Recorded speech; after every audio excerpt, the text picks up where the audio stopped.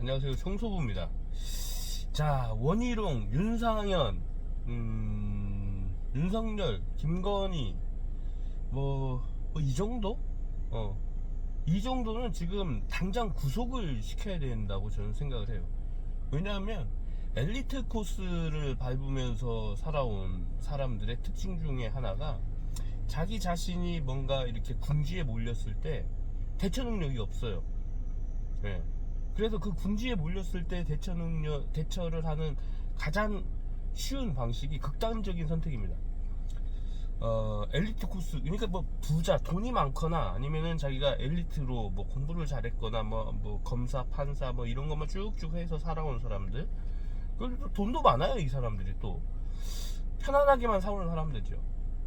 이 사람들은 궁지에 몰렸을 때 극단적인 선택을 할 가능성이 매우 높습니다. 저는 그래서 안전한 곳에다가 모셔놓고 거기에서 수사를 해나가야 되지 않을까. 그렇게 해야 됩니다. 예, 지금 뭐 최근에도 장대원 그렇게 됐잖아요. 예?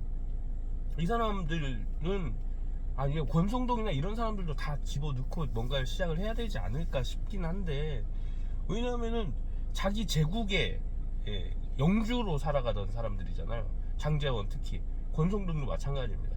원희룡도 마찬가지고, 나경원 이런 사람도 마찬가지예요.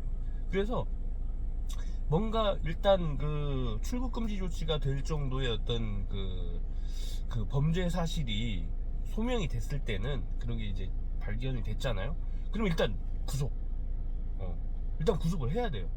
왜냐, 이들이 또 뭐 동정론을 펼 수가 있어요. 그러니까 이 극단적인 선택을 하고, 이 정말로 이게 무슨 정치 탄압도 아니고 그냥 범죄에 대한 수사인데, 이걸 갖다가 정치 탄압이다, 정치 보복이다, 이런 식으로 몰고 가가지고는 또 이렇게 뭔가 이제 회생의 돌파구로 써먹을지도 모르겠다라는 생각이 들더라고요.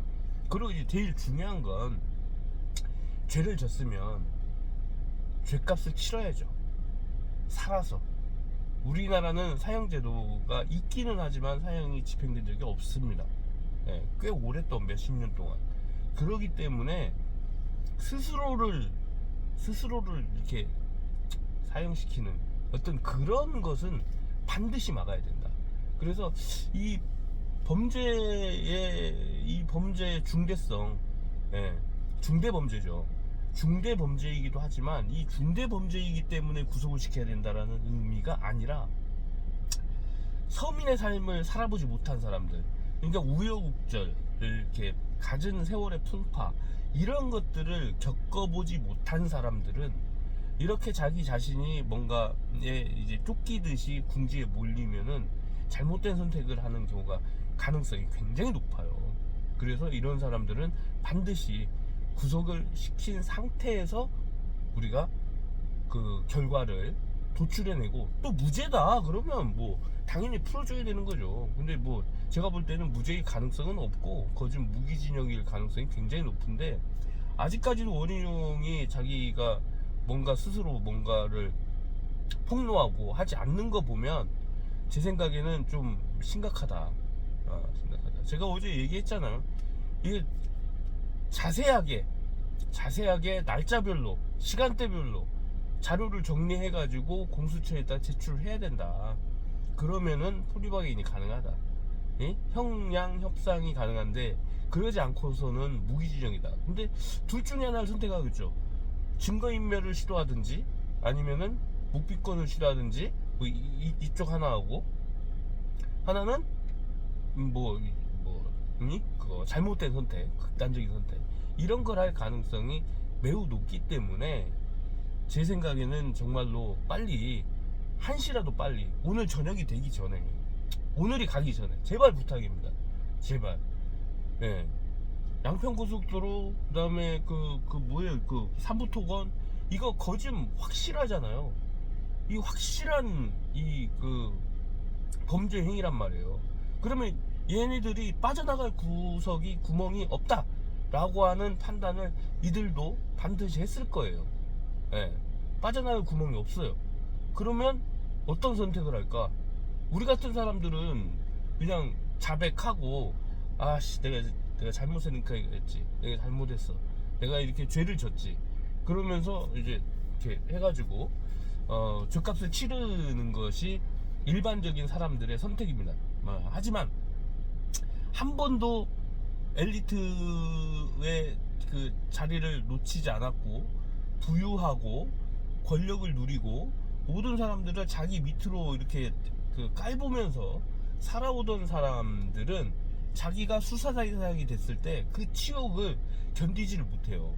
치욕이라고 생각을 하는 거예요. 근데 자기가 잘못해서 이런 게 온 게 아니라, 나는 잘했는데, 나는 하던 대로, 그 전에 정권들에서, 비리 정권들에서 하던 대로, 그냥 그 군사 독재에서 하던 대로, 그것보다는 내가 좀 잘하지 않았나? 그거 군사 독재, 군부 독재 시절보다는 내가 좀 더 민주적이고 잘하지 않았나? 근데 나를 이런 식으로 그 겁박하고 조사하고 모욕을 주고 해? 이 개똥 같은 소리 하거든요. 중대 범죄를 저지른 겁니다. 그렇기 때문에 중대 범죄를 저지른 사람들은 반드시 그 범죄에 대한 합당한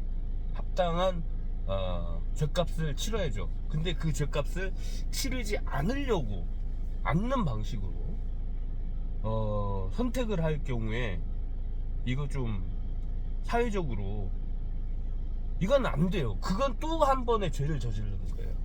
극단적인 선택을 하는 건 스스로에게 이제 그 피해자가 되는 거죠. 피해자가. 그러니까 뭐 이게 총기 난사 사건으로 100명이 죽고 한 명이 총기 난사를 했어요. 그래서 이 사람도 죽었어요. 그러면은 희생자라고 이렇게 표시를 할 때 101명의 희생자라고 해요. 101명. 그것은 총기 난사를 한 사람도 자기 스스로를 희생시킨 거죠, 사실은. 아니 뭐 희생, 좋은 의미의 희생이 아니라 학살을 하고 자기 자신한테 또 한 번의 죄를 저지르는 거라는 거죠. 그래서 두 번 죄를 저지르는 거예요. 그러면 삼부토건 주가 조작으로 수많은 사람들의 피해를 줬어. 그리고 양평고속도로 지금까지 3년이라는 시간을 그냥 허무하게 경기도민들, 양평군에 사는 사람들, 이런 사람들한테 뭐 이제 폭력을 행사한 거죠.